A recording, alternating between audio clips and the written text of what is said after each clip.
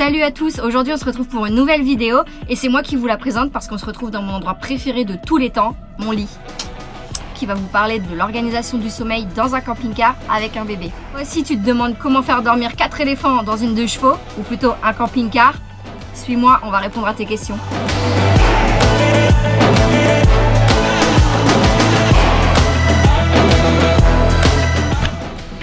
Ce qui était important pour nous, c'était de pouvoir conserver absolument cet espace de vie où on peut regarder des films, travailler le soir.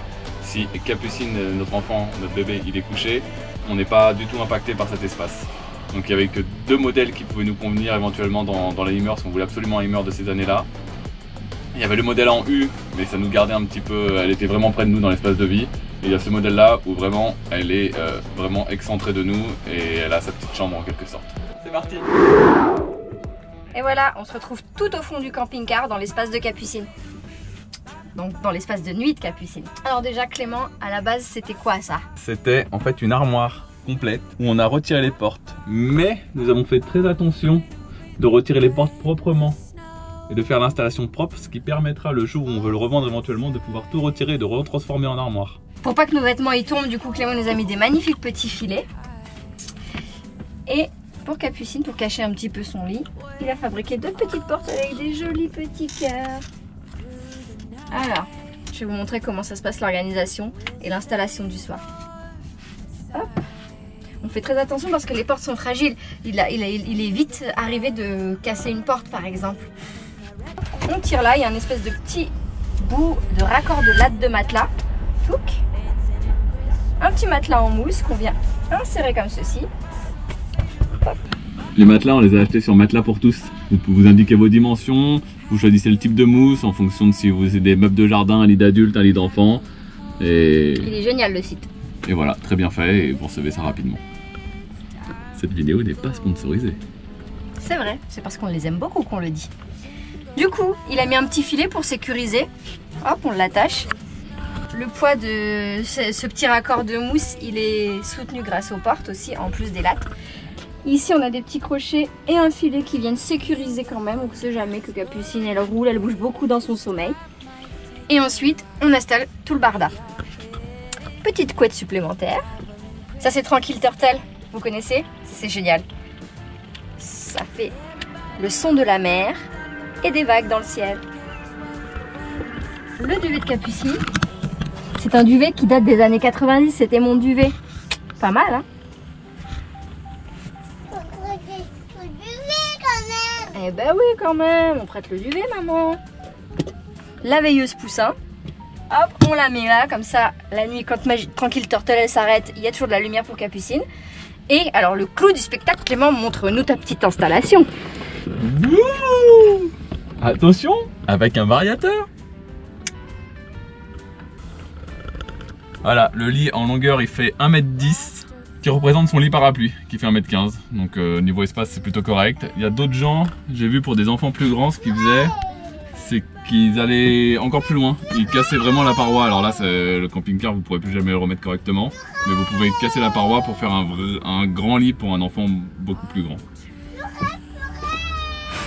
Petite chose importante aussi, à quoi il faut faire attention si vous voulez faire un truc un peu similaire, c'est la porte des toilettes. On voulait quand même pouvoir aller aux toilettes dans la nuit. Du coup j'ai fait en sorte que la porte puisse s'ouvrir et qu'on puisse passer.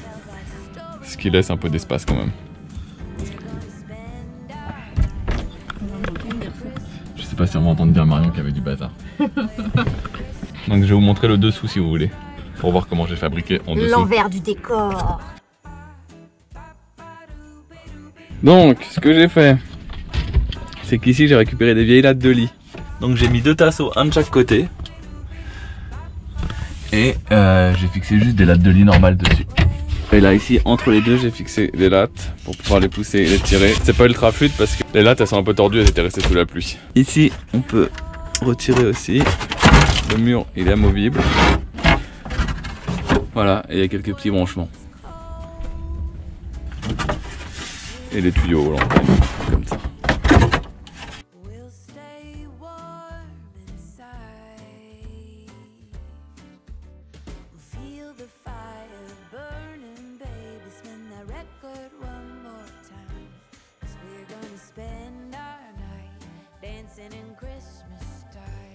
Oh, je suis très fatiguée.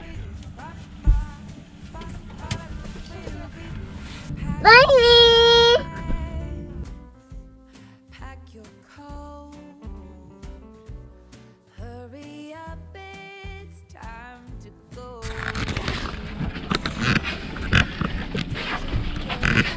Voilà, c'est pas très grand mais ça donne un effet de profondeur. Et j'ai grave la tête qui tourne maintenant. Donc du coup on se retrouve pour la partie nuit, notre partie nuit. Et tout ce qu'on doit faire dans le camping-car pour se mettre en mode nuit. Alors Clément, tu nous montres déjà? Il faut coller ce super, je ne sais pas comment ça s'appelle, mais ça nous permet de garder un petit peu de chaleur. Hop, il y en a. Et le dernier pour le pare-brise. Il faut bien évidemment fermer les volets isolants.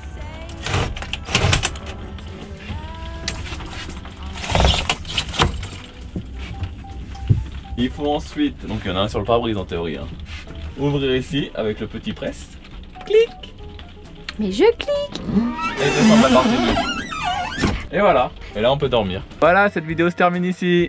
C'est la fin de la présentation de notre espace nuit et de celui de Capucine. J'espère que vous avez apprécié. Si vous avez des questions, n'hésitez pas, on pourra vous répondre, même si je pense que c'était plutôt clair dans cette petite vidéo. C'est vrai qu'on a bien tout montré, tout expliqué, mais qui sait? Voilà. On se dit à la semaine prochaine pour une nouvelle vidéo. Tchou!